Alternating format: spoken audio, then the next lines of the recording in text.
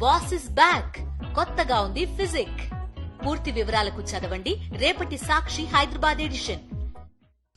ఒకటి కాదు రెండు కాదు ఏకంగా 5 ప్రభుత్వ ఉద్యోగాలు సాధించాడు ఆ యువకుడు.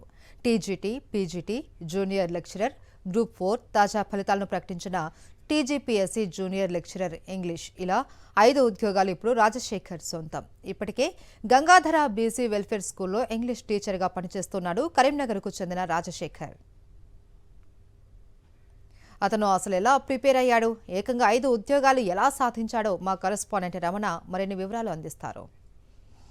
మొత్తంగా ఇప్పుడు చాలామందికి రోల్ మోడల్గా మేల్ మోడల్గా నిలుస్తున్న రాజశేఖర్ ఈ ప్రస్థానం వెనుక కారణం ఏంటి, అసలు వీటిని ప్రిపేర్ అయ్యే విషయంలో అతను ఎలాంటి జాగ్రత్తలు తీసుకున్నాడు, ఎంత ప్రయత్నం చేశాడో ఒకసారి ఆయన పట్టుదల ఆయన కృషి గురించి తెలుసుకునే ప్రయత్నం చేద్దాం. నిజంగా హ్యాపీగా ఉంది సార్. నేను ఇంత పెద్ద సక్సెస్ని అసలు ఎక్స్పెక్ట్ చేయలేదు సార్. నేను ప్రయత్నం మాత్రమే చేశాను సార్.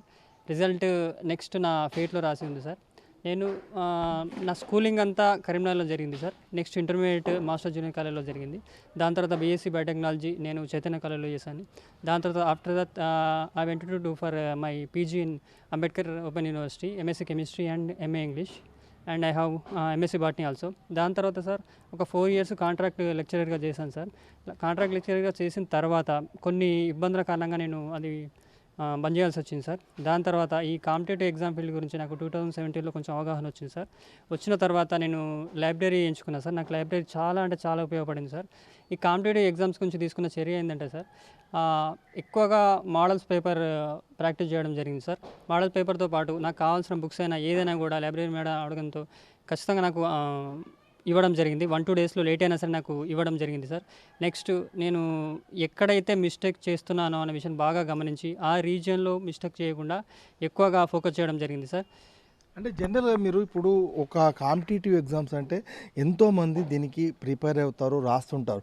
కానీ ఇంతమందిలోంచి మీరు ఒకళ్ళే ఇప్పుడు సెలెక్ట్ అయ్యే పరిస్థితికి వచ్చారంటే ఖచ్చితంగా లోపాలపైన దృష్టి పెడితేనే అవుతారు. సో అలాంటివి అధిగమించేందుకు మీకు ఎవరైనా గైడెన్స్ చేశారా, లేకుంటే మీరు ఎట్లా ఫాలో అయ్యారు? Sir absolutely sir. ఖచ్చితంగా గైడెన్స్ లేనిది ఏ వ్యక్తి కూడా తన గమ్యాన్ని చేరుకోలేడు సార్. అలాంటి గైడెన్స్ మా అన్న నుంచి, నా ఫ్రెండ్స్ నుంచి, నా ఫ్యామిలీ నుంచి ఉంది సార్. అన్న కూడా ఎస్జిటి టీచర్ సార్. అన్న నాకు ఫస్ట్ రోల్ అంటే మా అన్నయ్యనే సార్. నెక్స్ట్ నా చుట్టూ ఉన్న పరిస్థితులు నన్ను ఇంత ఎక్కువ సక్సెస్ వచ్చేటట్టు చేసినాయి సార్. నేను ఈ కాంపిటేటివ్ ఎగ్జామ్కి సక్సెస్ కావడం గల మెయిన్ రీజన్ ఏంటంటే నా ఫెయిల్యూర్ సార్. నా ఫెయిల్యూరే నా సక్సెస్కి స్టెప్పింగ్ స్టోన్గా అయింది సార్. ఇప్పుడు మీరు 5 కాంపిటేటివ్ ఎగ్జామ్స్లో ఇప్పుడు మీరు పాస్ అయ్యారు. అవి ఏమేమి కాంపిటేటివ్ ఎగ్జామ్స్, వాటిలో మీరు ఏది ఎంచుకోబోతున్నారు? సార్ ఇది నేను 2019లో సమగ్ర శిక్ష అభియాన్లో కోఆర్డినేటర్గా సెలెక్ట్ అయ్యాను సార్. అది 2019లో.